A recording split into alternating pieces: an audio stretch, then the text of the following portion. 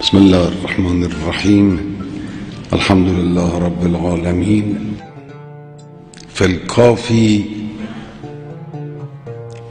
عن مسعدة بن صدقة قال: سمعت أبا عبد الله عليه السلام يقول لأصحابه يوما: لا تطعنوا في عیوب من اقبل الیکم بمودته.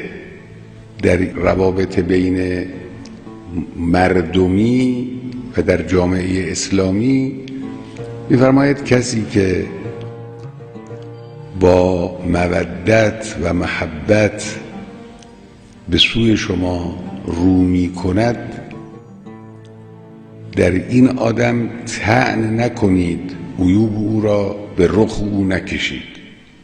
کسی محبت خودش رو به شما عرضه میکنه، به سراغ شما میاد، مودت خودش رو نسبت به شما ابراز میکنه، شما فوراً شروع نکنید عیبجویی از او کردن که تو بله این اشکال داری، این ایراد داری، این کاری کردی، این عمل، این حرف زدی.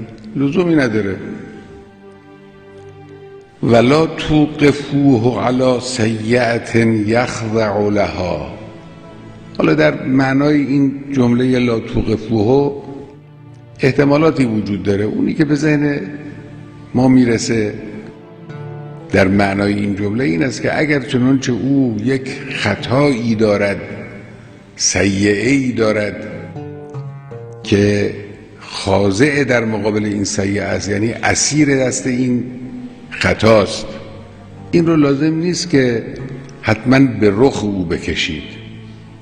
این مراد اینه علی الظاهر. البته احتمالات دیگری هم ذکر کردن بزرگان در معنای این جمله. احتمالاً این است مراد: فانها لیست من اخلاق رسول الله صلی الله علیه و آله ولا من اخلاق اولیائه.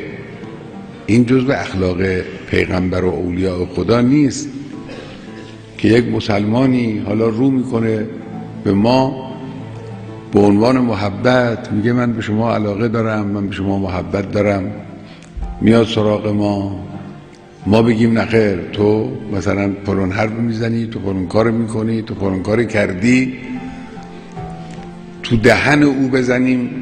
این نخیر، این اخلاق پیغمبر و اولیایش این نیست.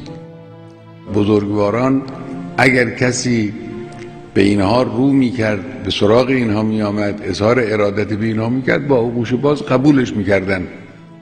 ای بسا این مودت یا خیلی عمیق نبود یا حتی واقعی نبود، لکن با توجه و محبت و مدارایی که اینها میکردن، این به تدریج تبدیل میشد به یک محبت واقعی.